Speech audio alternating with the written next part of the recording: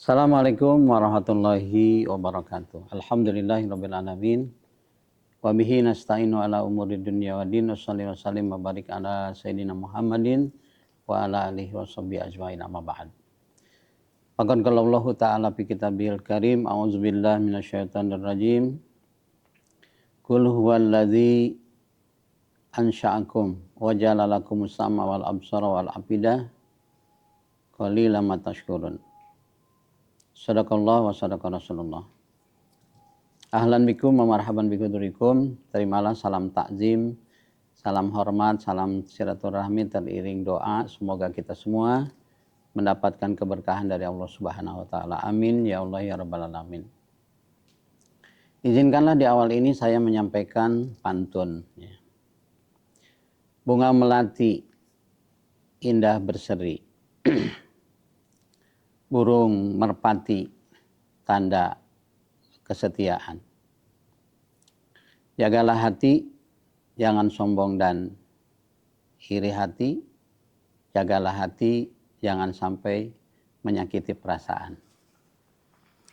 Ikhwan muslimin rahimakumullah, dikisahkan dahulu ada seorang hamba Allah namanya Atha As-Salami. Dia adalah seorang tabi'in, memiliki keterampilan menenun pakaian. Kemudian dari waktu ke waktu menenun, akhirnya ketika dia membutuhkan uang, saatnya dia menjualnya ke toko pembeli. Setelah sampai di toko, kemudian pembeli itu melihat bahwa hasil tenunannya ternyata ada cacatnya. Kemudian Atha As-Salami ini tertunduk menangis. Sementara itu pembeli menanyakan kenapa menangis. Akhirnya karena kesedihannya beranilah si tukang toko tadi membelinya dengan harga yang pantas. Kemudian Atha As-Salami itu mengatakan bahwa aku menangis bukan karena ditolak pembeliannya, namun saya ini merenungkan betapa amalan yang selama ini dijadikan andalan bisa jadi sesuatu yang tertolak di sisi Allah Subhanahu wa taala.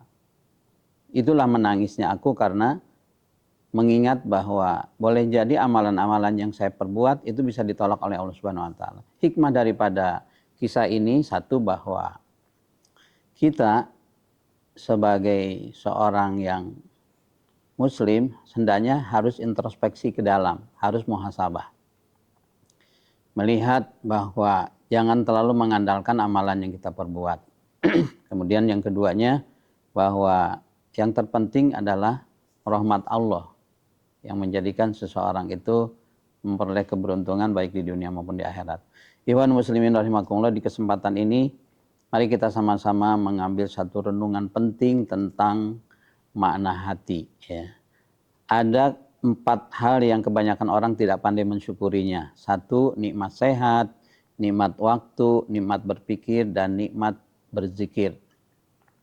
Nah, selayaknya seorang mukmin mutakin di kesempatan bulan Ramadan ini banyak merenungkan, mensyukuri atas hati yang senantiasa mengingat Allah, berzikir kepada Allah.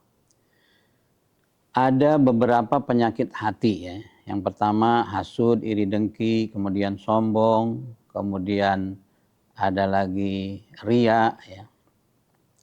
Kemudian itu penyakit-penyakit yang sadar atau tidak sadar itu bisa jadi berpengaruh kepada penyakit fisik.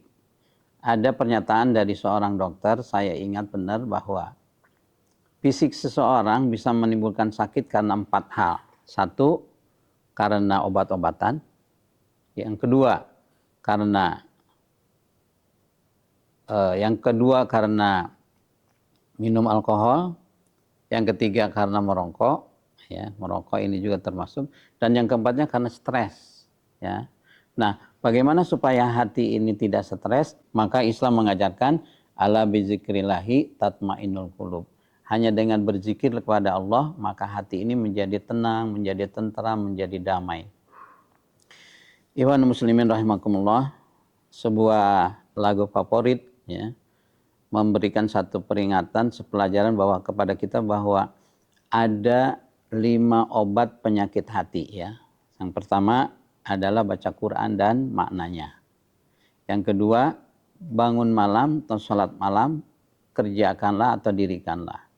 Yang keempat, zikir malam perpanjanglah.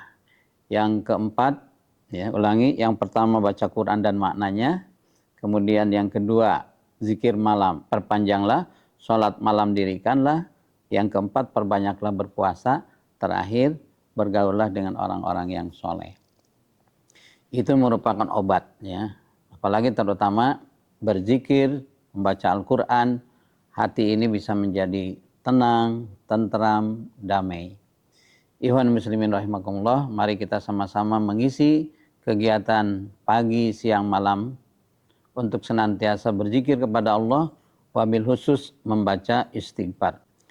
Hati ini senantiasa berbolak-balik dan kita memohon kepada Allah, Allahumma sabit qalbi ala dinika wali ta'atika. Ya Allah, tetapkanlah hatiku ini kepada agamamu, sabit qalbi ala dinika wali ta'atika, dan agar taat kepadamu.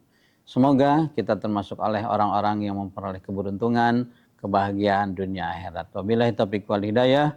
Walaupun minkum. Wassalamualaikum warahmatullahi wabarakatuh.